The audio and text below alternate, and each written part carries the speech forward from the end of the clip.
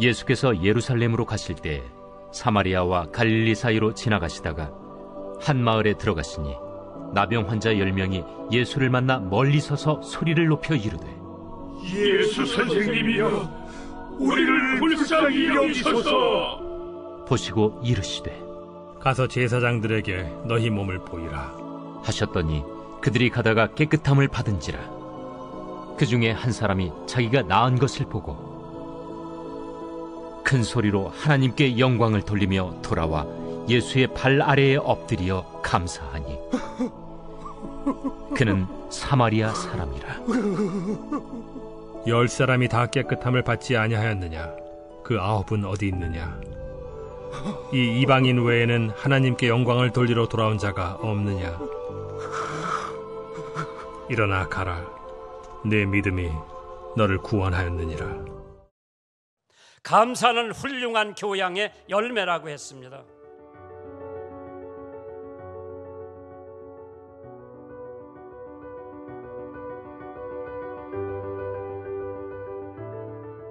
영국의 신앙주의를 위해서, 신앙의 자유를 얻기 위해서 네덜란드로 갔다가 다시 미국으로 메이플라워라고 하는 배, 스피트 웰호라고 하는 배 2척이 신대륙을 향해서 떠났는데 스피트 웰호는 중간에 돌아갔고 1620년 11월 29일 110명의 사람을 태워가지고 메이플라워 배는 플레머트 락이라고 하는 미국에 상륙을 합니다.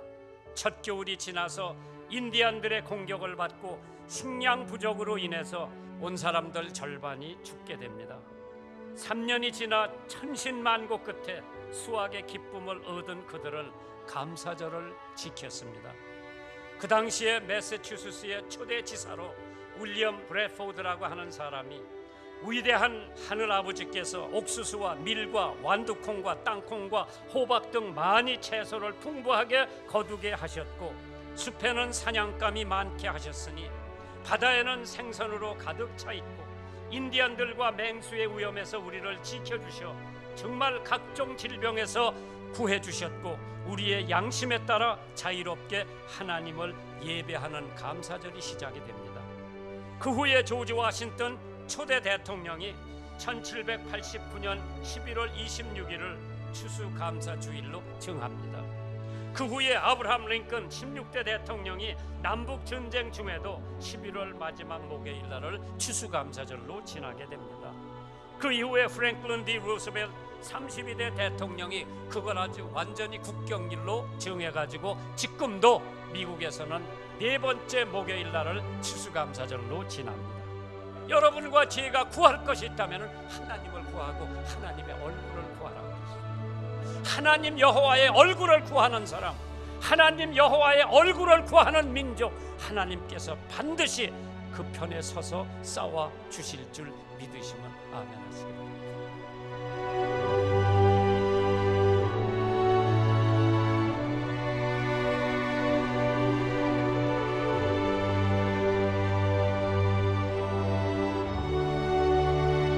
할렐루야. 우리 옆분들을 정말 감사하는 마음으로 축복하는 시간 가질까요? 주님의 이름으로 사랑하고 축복합니다. 옆분들과 좀 인사합시다. 황수관 박사님이 살아계실 때 쓰셨던 책이 있어요. 웰컴 신바람 인생이라고 하는 책이 있습니다.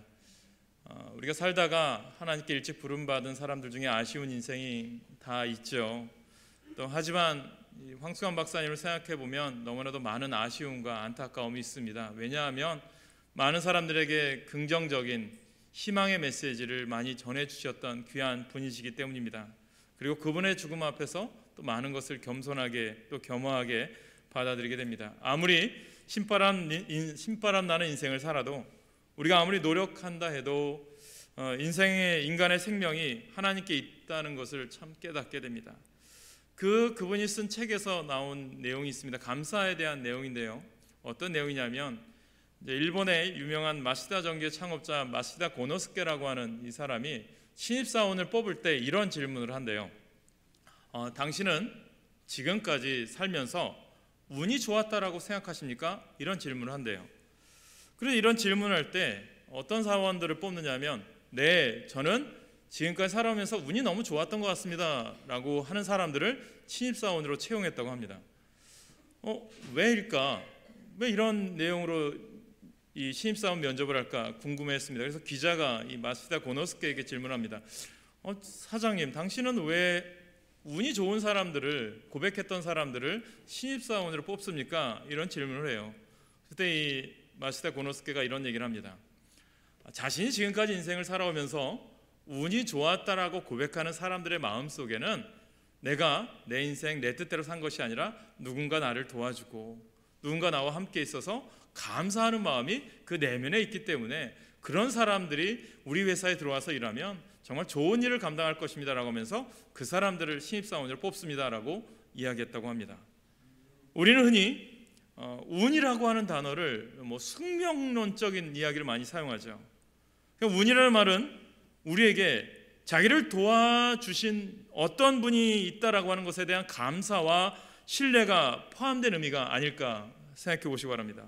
스스로 운이 좋다라고 생각하는 그 사람의 마음속에는 언제나 자신의 노력 위에 바로 자신을 도와주는 사람들에 대한 감사와 신뢰가 들어있다라고 하는 거죠. 그래서 나는 잘 될 것이다 라고 하는 믿음을 가지고 더욱 자신 있게 일할 수 있다는 것입니다. 여기서 운이라고 하는 것이 그렇다면 우리 신앙인들에게는, 우리 황수관 박사님에게는 무엇이라고 생각해요? 저는 은혜라고 생각합니다. 하나님의 은혜를 아는 사람은 그렇지 않은 사람들보다 훨씬 더 뛰어납니다. 어려운 가운데서 쉽게 절망하지 않습니다. 자신이 일궈놓은 성공에 대해서도 교만하지 않아요. 요즘 우리 시대가 당연한 것들, 정말 평범한 것들에 대한 소중함을 참 깨달을 때가 있어요. 이지선 씨에 대한 간증을 들었습니다. 이분이 안타깝게 음주운전하던 교통사고를 당해서 차가 화재가 입어서 온 몸이, 전신이 화상을 입었죠. 그러면서 지금은 이제 그분이 유학을 갔다 온 이후에 한동대에서 교수로 재직하고 있습니다.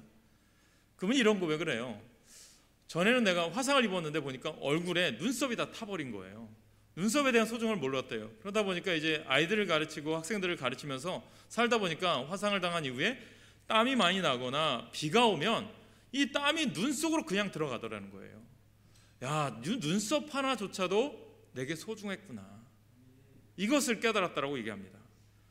정말 인간이 누릴 때는 감사함을 몰랐는데 잃고 나니까 소중함을 깨달았다라고 고백을 합니다. 지금 우리가 누리는 것이 얼마나 많은지, 우리가 당연하다고 여기는 것이 이전 세대에는 상상할 수 없었던 참 고마운 것들인데 말입니다. 그런데 사람들은 신기하게도 이 고마운 것에 대해서 쉽게 잃어버려요. 익숙함, 당연함, 이것을 여겨지면 우리는 그것에 대한 고마움이 사라져버린다는 거죠. 고마움이 사라지면 그 빈자리를 누가 채우느냐? 불평과 원망이 채우다라는 것입니다. 그래서 감사를 잃어버린 마음에는 불평과 원망이라고 하는 그런 놈이 우리를 사로잡고 있다라는 거죠. 저는 오늘 우리는 추수감사절에 그런 생각을 해봅니다. 지금 우리가 느끼는 많은 감정, 특히 감사, 행복, 고마운 것은 현재 누리는 물질적인 조건이나 가치관이 아니라 우리 마음에 무엇이 자리 잡고 있는가, 내 마음에 무엇이 있느냐가 중요하지 않나 생각해 봅니다. 오늘 우리가 잘 아는 본문으로 들어가 보겠습니다. 너무나도 잘 아는 본문이죠. 고통받는 10명의 나병 환자가 등장을 합니다. 그리고 그들은 예수님께 도움을 구하죠. 예수님, 우리를 치유해 주세요, 우리를 고쳐주세요 라고 했을 때 예수님께서 그 10명을 다 나병 환자들을 치유해 주시는 그 기적이 오늘 본문에 등장합니다. 오늘 본문을 통해서 우리에게 주시는 귀한 메시지는 무엇일까요? 오늘 이 추수감사절을 통해서 우리가 깨달을 것이 무엇이라고 생각해 보십니까? 첫째는 감사는 표현해야 된다는 거예요. 저도 참 표현이 약해요. 아내나 자녀들에게 사랑한다 이런 말들 참 표현하기 참 어려운 것 같아요. 주중에 간증을 하나 들었습니다. 김성주 씨의 간증이에요. 참 이분이 지금은 잘 나가는 아나운서잖아요. 근데 그게 쉽지 않았어요. 저 작은 교회, 개척교회, 우리가 얘기하는 비전교회 목사님의 아들로 태어났습니다. 먹을 것이 없고 가진 것이 없고 또 아버지로부터도 사랑을 못 받았어요. 아버지는 목회를 한다고 세상을 다니면서 자녀들이 힘들고 어려울 때, 가족이 힘들 때는 돌보지 않았다는 이야기를 합니다. 그래서 마지막에 이제 아버지가 파킨슨병을 앓면서 이제 마지막으로 아들에게 쓴 편지를 예전에 했던 힐링 캠프라고 하는 그곳에서 했던 내용들을 읽어주면서 본인의 이 스토리를 이야기하더라고요. 그분의 이야기를 들으면서 많은 것을 저는 깨달았습니다. 참 표현을 해야 되겠다. 자녀들이든 이웃이든 가족들에게 우리가 감사를 표현해야 되지 않을까 생각해 봅니다. 오늘 본문에 보니까 10명의 나병 환자가 등장을 하죠. 그런데 표현한 사람은 누구죠? 한 사람뿐이었습니다. 사마리아 사람. 우리는 감사를 표현해야 됩니다. 고마워하는 마음, 감사하는 마음을 표현하는 훈련이 필요하죠. 우리에게는 표현 능력이 참 부족한 것 같아요. 특히 한국 사람. 지금 다 그렇지 않지만 예전에 1960년대, 50년대 경상도 분들은 표현이 더 약했어요. 그냥 우리가 다 얘기하면 경상도 남자들은 다 그렇다라고 하는 것으로 치부해버려서 그렇게 살았죠. 그런데 지금은 이제 다 표현하는 능력들이 많이 있고 그런 훈련을 많이 받아서 그런지 표현을 잘하죠. 근데 저는 좀 약한 것 같아요. 그런데 오늘 말씀을 통해서 제가 준비하지만 좀 여러분들이 표현했으면 좋겠어요. 옆분들이든 내 가족이든 이웃에게 좀 표현했으면 좋겠어요. 사랑하는 여러분, 그런데 오늘 주님이 주시는 귀한 메시지는 뭐냐? 10명 중에 1명이 감사했다. 그것을 드리고자 하는 메시지가 아니라, 여러분 오늘 본문을 보세요. 여러분 오늘 본문의 마지막 결론을 드리면, 이제 하나님께서 그들을 이제 예수님의 능력으로 치유해 주셨는데 1명이 와서 감사하는데, 그 감사한 사람에게, 표현한 사람에게 하나님께서 놀라운 은혜를 주십니다. 오늘 19절 말씀에 뭐라고 얘기하죠? 그에게 이르시되 일어나 가라, 내 믿음이 너를 구원하였느니라 하시더라. 여러분 어떤 의미입니까? 표현했을 때 하나님의 구원의 능력을, 감사를 표현했더니 어떤 능력이 옵니까? 더 큰 감사인 구원을 선물로 받으신 줄 믿으시길 간절히 축원합니다. 저는 여러분들이 감사를 표현할 때 내가 표현했다 끝이 아니라 분명히 하나님께서는 그 표현한 자에게는 더 큰 은혜와 복을 주실 줄 믿으시길 간절히 축원합니다. 은혜는 물에 새기고 원수는 바위에 새긴다라고 하는데, 우리는 은혜는 바위에 새기고 여러분 섭섭함, 원망, 미움은 흘러가는 물에 새기시길 간절히 소망합니다. 성경 우리에게 감사하라고 명령하고 있고 감사가 하나님의 뜻이라고 말씀하고 있습니다. 그래서 데살로니가전서 5장 18절에 보면 모든 일에 감사하십시오. 이는 그리스도 예수 안에 있는 자들에게는 모두 여러분들 향한 하나님의 뜻입니다라고 우리에게 말씀하고 있습니다. 감사는 우리를 향한 하나님의 분명한 뜻이에요. 감사는 우리가 순종하고 따라야 하는 하나님의 말씀입니다. 하나님 모든 일에 우리에게 감사하라고 하신 이유가 거기에 있는 거예요. 제가 수요 성경 강좌를 녹화하면서 첫 열매 신앙에 대해서 말씀을 드렸어요. 무엇이냐? 왜 하나님께서 이스라엘 백성들이 이제 가나안 땅에서 정착하고 난 다음에 첫 열매를 거두는데 왜 너희들은 첫 열매에 대한 감사를 하나님께 드리라라고 했을까? 하나님이 부족해서? 하나님이 먹을 것이 없어서? 그렇게 말씀하셨을까? 그게 아니라는 거예요.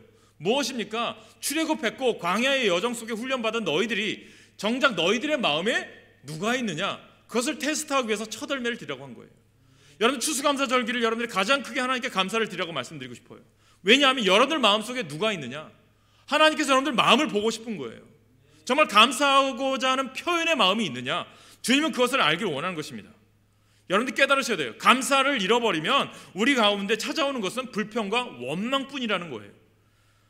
비교의식과 낮은 자존감 속에서 절망하게 되고 분노하게 되고 시기와 질투를 하면서 하나님께서 우리에게 주신 천국을 빼앗기게 된다는 거예요. 우리 학생들, 우리 여러분들 하나님 주신 마음, 감사하는 마음을 회복하시길 간절히 축원합니다. 요즘 이 시대에 보면 그런 얘기를 하죠. 나는 금수저다, 나는 흙수저다, 나는 은수저다, 그런 얘기를 많이 하잖아요.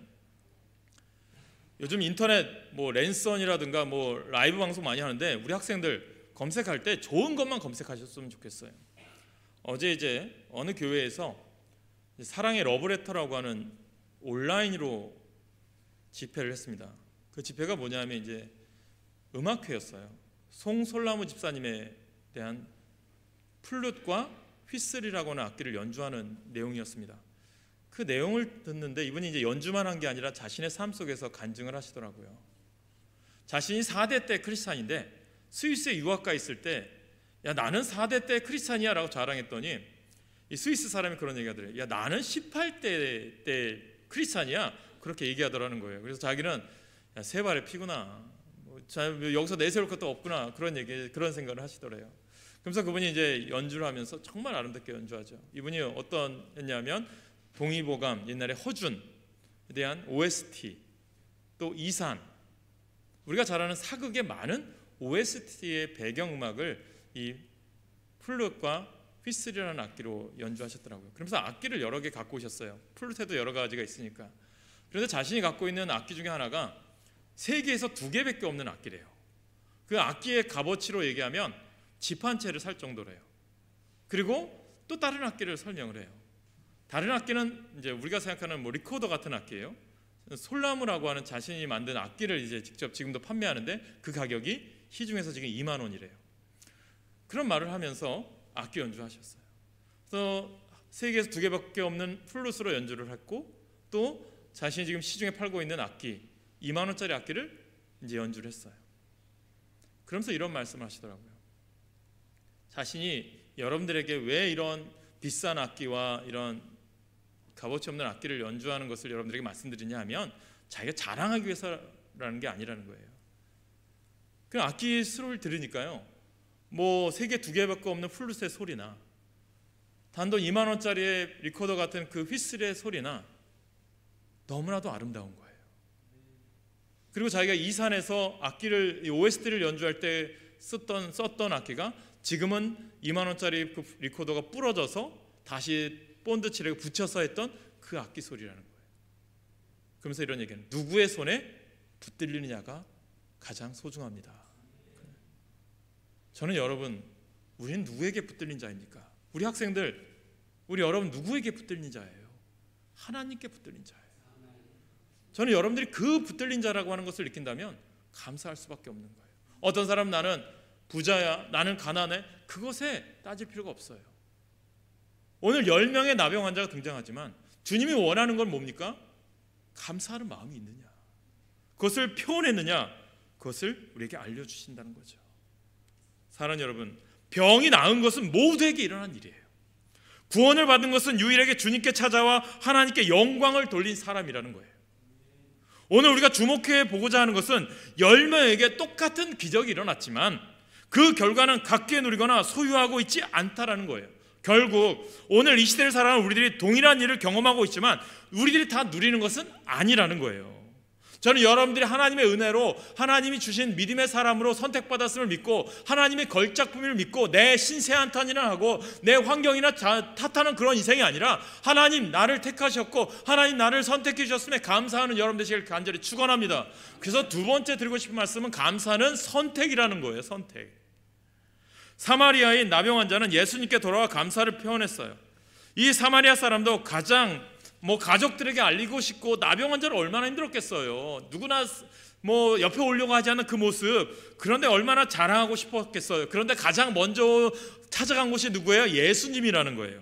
유대인들이 하나님의 택함을 받지 못했다고 멸시하고 무시했던 사마리아 사람은 사람이 받은 그 은혜, 사람이 받은 은혜에 감사하고 하나님께 영광을 돌리는 모습을 우리에게 보여준다는 거죠. 감사는 그래서 선택이라는 거예요. 이 말은 뭐냐? 너희들의 삶의 우선순위가 무엇이냐는 거예요. 많이 받았다 감사하고 적게 받았다라고 감사하고 불평하는 것이 아니라 많이 받고 많이 가져도 원망하고 불평할 수 있고 작은 것이지만 감사하고 고마울 수 있다라는 거예요. 불평, 원망, 섭섭함, 분노, 좌절, 절망을 선택할 수 있고 감사, 기쁨, 용기, 즐거움, 희망을 선택할 수 있다라는 거예요. 오늘 여러분들은 무엇을 선택하시겠습니까? 그 선택에 따라 여러분들의 인생이 하나님께 쓰임받느냐 아니느냐를 결정됨을 믿으시길 축원합니다. 저는 오늘 예배드린 여러분들이 하나님만 선택하시길 축원합니다. 우리가 잘 아는 사람 다니엘이죠. 다니엘은 어떤 선택을 합니까? 그럼에도 불구하고 하나님을 선택합니다. 그때 하나님의 고난이 왔지만 사자굴에서도 살려준 줄 믿으시길 축원합니다. 요셉은 어떻습니까? 자신에게 찾아온 환경이 너무나도 처절한 거예요. 굴 속에 들어가고 또한 노예로 팔리고 누명 쓰고 감옥에 가는 그런 인생이었어요. 그것에서 불평, 불만, 원망이 아니라 내게 주어진 인생, 시간을 소중히 여기고 감사함으로 여겼을 때 그를 하나님이 들어 쓰셔서 위대한 국무총리가 되게 하신 줄 믿으시길 축원합니다. 그게 아름다운 인생이에요. 그래서 감사를 선택하는 게 매우 중요하다는 거예요. 그래서 하나님을 신뢰함으로 감사를 선택하는 여러분 되시길 축원합니다. 세 번째, 감사는요 상황을 뛰어넘는 거예요. 뛰어넘으셔야 돼요. 감사는 상황과 환경에 관계없이 감사하는 거예요. 코로나19 시대니까 감사하지 말고 코로나19 시대가 아니니까 감사. 그게 아닌 거예요. 어떤 환경에서도 감사하시라는 거예요. 주님의 뜻은 감사는 조건이 아니라 하나님을 향한 나의 고백이느냐. 감사할 조건을 따지면 감사하라는 게 아니잖아요. 왜 미국의 청교도들이 하나님 앞에 감사의 절기를 지켰을까요? 환경이 되어서? 지금처럼 미국이 잘 살게 될 줄 알고? 아닌 거예요. 지금까지 인도하셨던 그 찬양처럼 에베네셀의 하나님, 살아계신 하나님을 믿었기 때문이에요. 여기까지 인도하신 그 주님의 뜻이 있음을 믿었다라고 하는 거예요. 저는 그 믿음이 여러분 가운데 있길 간절히 축원합니다. 감사는 조건이 아니라 하나님을 향한 고백이에요. 하나님이 삶을 인도해 주시고 우리를 구원해 주시고 선택하시고 이끌어 주신 것에 대한 믿음의 고백이라고 하는 거예요. 상황과 형편을 뛰어넘는 감사를 하십시오. 그 감사가 우리를 더 큰 축복의 자리로 인도하실 줄 믿습니다.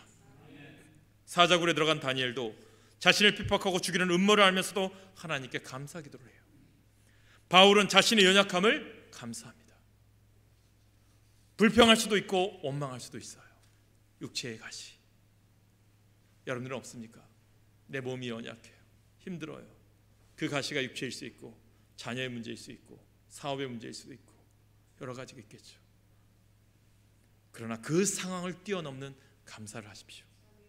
하나님의 신실함과 하나님의 계획을 바라보면서 약한 데서 강해지는 역설의 하나님의 섭리를 바울이 고백했듯이 여러분들 당한 고난과 연약함까지도 감사함으로 나아갈 때 하나님은 역전시키시고 변화시키시고 상황을 뛰어넘는 축복을 주실 줄 믿으시길 축원합니다. 그분은 말씀하시죠. 바울이 얘기하죠. 내 은혜가 네게 족하다. 왜냐하면 내 능력이 약한 데서 온전하여 짐이라. 그러므로 나는 약한 것들에 대해 크게 기뻐하며 자랑할 것입니다. 이는 그리스도의 능력이 내게 머물게 하기 위해서입니다. 바울의 고백이죠. 감사는 상황을 뛰어넘게 하셔요. 감사하면 우리의 약점도 축복으로 변하게 되는 줄 믿으시길 축원합니다. 하나님은 우리의 장점을 통해서도 일하시지만 약점을 통해서도 일하신다라니까요. 여러분 우리가 어느 길이든 목적지로 우리를 이끄시는 길이 좋은 길이라는 거예요. 비포장도로일 수도 있고 좁은 길일 수도 있잖아요. 원하는 목적지로 인도한다면 그 길이 좁은 길이라도 걸어갈 수 있는 거예요. 그러나 아무리 포장이 잘 되고 넓은 길이라도 우리가 원하는 곳에 다다르지 못한다면 그 길이 좋은 길이에요? 나쁜 길이잖아요. 좋은 길과 나쁜 길은 목적지가 결정하는 줄 믿으시길 바랍니다. 우리는 길을 비교하는 사람들이 아니라 끝을 비교하는 사람이에요. 고난과 실패 속에서도 사명을 찾고 고난과 실패가 두려워서 도망가서는 안 되고 고난과 실패 속에서 하나님의 도움을 구하고 하나님의 뜻이 무엇인지 질문해야 됩니다. 하나님의 신실함을 믿음으로 바라보면서 주어진 상황을 뛰어넘는 감사가 하나님께 나아가는 것이 그 감사로 하나님께 나아가는 것이 여러분에게 중요하다라고 하는 거예요. 애굽을 출발해서 가나안으로 들어간 이스라엘 백성들이 다다른 곳은 광야였어요. 이스라엘 백성들은 광야에서 가장 큰 하나님의 은혜와 인도하심을 경험하셨어요. 그러나 그들은 늘 원망과 불평으로 하나님을 대했습니다. 하늘에서 먹을 양식이 기적과 같이 매일 떨어짐에도 불구하고 반석에서 생수가 터짐에도 불구하고 쓴물이 단물로 변하는 경험을 하면서도 그들은 늘 원망과 불평을 대했습니다. 그러나 오직 믿음의 사람 여호수아와 갈렙만이 하나님을 신뢰했고 가나안 땅에 들어가게 됩니다. 사랑하는 여러분, 성도의 감사는 상황을 뛰어넘는 감사예요. 이 감사를 넘어가시길 간절히 축원합니다. 지난주에 마중물에 대해서 얘기했는데 이런 예화가 있더라고요. 미국에 가면 데드 사막이 있습니다. 죽음의 사막이라는 곳이 있어요. 끝도 없는 사막이죠. 그런데 어떤 나그네가 이제 물을 준비해 놓고 이제 사막을 건너게 되었습니다. 근데 너무나도 덥고 힘드니까 수통의 물을 다 먹어버린 거예요. 그러다가 보니까 중간에 사막 한가운데 우물 펌프가 있는 거예요. 우물 펌프만 있지 보니까 우물 펌프 안에 깡통이 하나 매달려 있더래요. 그 깡통에 메모가 하나 적혀 있습니다. 당신은, 메모 이런 얘기죠. 당신은 이 메모를 지금 읽은 당신은 저 앞에 모래를 파보면 가죽 물 주머니가 있습니다. 그 물 주머니를 보고 펌프에다 물을 붓고 펌프질하면 많은 물을 공급받을 수 있습니다. 그렇게 쓰여 있더라는 거예요. 그리고 마지막에 또 이런 단어가 써야 돼요. 당신은 그 샘물을 다 마신 후에 꼭 마중물로 썼던 그 가죽 그 물 주머니에 다시 물을 채워서 원래 있던 자리에 묻어서 모래로 덮어 주십시오. 그렇게 써여 있더래요. 그 사람이 자신이 너무 목마르니까 그 마중물로 쓸 가죽 부대의 물을 먹어버렸다면 샘물을 경험할 수 없겠죠. 그런데 많은 사람들이 그 메모대로 했기 때문에 물을 마실 수 있었고 가죽 부대의 물이 남아 있었다라는 거죠. 어떤 의미입니까? 감사는 마중물과 같아서 감사할 때 하나님의 창고에서 상상할 수 없는 축복과 은혜가 부어진다라는 거예요. 근데 그것마저 내가 먹어버리면 그 은혜를 복을 경험하지 못한다는 거죠. 재미있는 이야기 하나 말씀드리면서 말씀을 결론 내려고 합니다. 백영락 목사님이 쓴 예화가 있더라고요. 어떤 목사님께서 이 예화를 하시는데 곱게 난 길은 하나도 없더라라는 책을 이야기하시더라고요. 그 중에 하나 주제들이 참 좋은 주옥 같은 내용들이 있어요. 이분이 목회하면서 이제 2대째 목사인데 너무 힘들고 어려운 상황들 겪으면서 목회하면서 쓴 내용들이 많아요. 그 중에 하나 주제가 한샘 치고라고 하는 주제가 있더라고요. 뭐냐면 이런 내용이에요. 결혼 초기에 한샘 치고라는 집사님을 알게 되었다. 집사님은 모든 것을 살 때 한샘 치고 계산법으로 구매하였다. 이를테면 가족들이 사과를 만족스럽게 먹으려면 10개 정도 사야 한다고 생각했는데 그러면 집사님은 10개를 먹었다 셈치고 5개만 샀다. 우리가 사과 10개를 사야 만족할 만큼 먹을 수 있지만 10개를 먹었다 셈치고 5개만 먹자. 사과 5개 없어서 못 먹는 사람들도 많다. 아이들에게 이렇게 말하면서 사과 5개의 값을 한 셈 치고 주머니에 넣는다. 그리고 그 돈이 어느 정도 쌓이면 어려운 사람들 돕는데 사용하였다. 이분은 큰 회사에 이사로 있으면서 늘 좌석버스를 타고 출근하였다.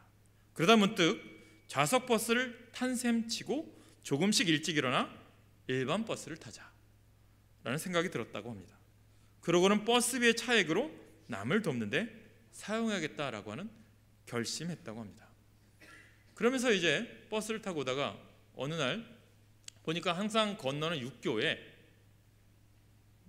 깡통을 앞에 놓고 온갖 거지 복장을 한 그 소경 사람을 만난 거예요. 그래서 그곳에 많은 사람들이 동전을 다 넣어주더래요. 자신도 이제 버스비에 아꼈으니까 이것을 이 사람들 넣어줄까 하다가 안 되겠다. 이번에는 자신이 그 돈을 좀 모은 걸 가지고 빵하고 우유하고 이런 먹을 걸 좀 사다가 그분에게 전달해 줘야 되겠다라고 하면서 그분에게 전달을 하려고 했다고 합니다. 그래서 손을 만지면서 내가 당신을 위해서 이 빵과 우유와 좀 먹을 것을 준비했습니다. 이걸 드시고 좀 힘 좀 내십시오 했더니 그분이 갑자기 눈을 확 떴다. 내용이에요. 이분이 깜짝 놀란 거죠. 소경인 줄 알았는데.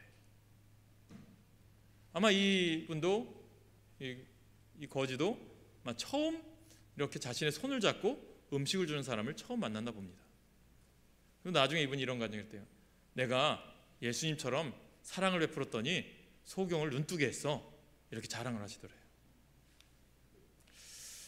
이거를 참 보면서 이 예화를 보면서 이게 혁명적인 우리의 삶의 방식이 아닐까.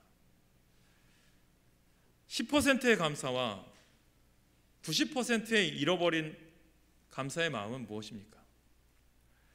그들에게 일어난 일이 아니라 일어난 일에 대하여 어떤 반응을 했는가? 이것이 우리의 모습 아닐까요? 오늘 본문 18절에 영광을 돌리러 온 자, 무슨 의미입니까? 자신에게 일어난 일을 돌아보는 것입니다. 우리의 삶을 신앙적으로 만들어주는 삶의 방식이 아닐까요? 지금까지 살아온 삶을 돌아보며 하나님을 찬양하는 것, 그리고 앞으로 살아갈 날을 바라보며 하나님을 기대하는 것. 사랑하는 여러분, 감사를 적어보십시오. 감사 노트를 써보십시오. 매일매일 우리 삶 속에 감사하는 내용 3가지 이상을 한번 적어보십시오. 그렇게 올 연말까지 한번 해보세요. 굉장히 놀라운 경험을 하게 될 것입니다. 하나님이 얼마나 우리를 축복해 주셨는지 알게 될 거고요, 우리가 얼마나 많은 은혜를 받았는지 알게 될 거예요. 감사는 쉬울 것 같은데 쉽지 않습니다. 아내, 남편, 자녀, 믿음의 식구들에게 감사를 표현해야 합니다. 우리 삶을 치유할 수 있는 약이 있다면 그것은 감사라고 생각해요. 우리 학생들, 우리 자녀들 다 마찬가지죠. 사는 성도 여러분, 우리의 삶을 치유하는 게 하나님의 손길이에요. 그것이 감사라는 거예요. 그 감사를 표현하시고, 그 감사는 선택이라는 걸 기억하시고, 염려와 불평과 원망이 아니라 여러분, 감사와 기쁨의 은혜를 선택하시길 바랍니다. 감사는 상황을 뛰어넘는 거예요. 조건과 환경이 아니라 우리를 향한 하나님의 신실하심을 바라보며 감사로 삶을 치유하시길 간절히 기도합니다. 오늘 우리가 달라진 삶의 방식으로 하나님께 드릴 감사는 무엇일까요? 그 감사가 찬양되고 하나님께 영광을 돌릴 때 하나님께서 한 명의 문둥병자에게 하신 말씀이 우리에게 그대로 들리지 않을까요? 그에게 이르시되 일어나 가라, 내 믿음이 너를 구원하였느니라 하시니라. 이 말씀이 여러분 가운데 들리길 간절히 축원합니다. 토레이 목사님이 이런 말을 했습니다. 성령 충만이 감사 충만이듯이 감사야말로 진정한 믿음이고, 그 믿음으로 우리가 구원받은 자임을 확증할 것이 아닐까. 갈증을 낳는다면 감사는 만족함을 낳을 줄 믿습니다. 오늘 떠오르는 단어 내 영혼의 만족, 이런 것이라고 생각이 듭니다. 그 영혼의 만족함으로 부른 찬양의 말로 진정한 예배이고 구원받은 자의 고백임을 명심하시기 바랍니다. 사랑하는 여러분, 2020년도 추수감사절기, 감사절기 예배를 드리게 하심을 감사하십시오. 에베네셀의 하나님, 임마누엘 하나님, 장래일도 함께 하실 그 하나님을 기대하면서 여러분 이제 2020년도를 잘 믿음으로 마무리하고, 환경과 조건 때문에, 코로나19 때문에 신앙을 흔들리지 않고 주님만 붙드는 여러분 되시길 간절히 축원합니다. 그 믿음으로 승리하시길 소망합니다. 기도하겠습니다.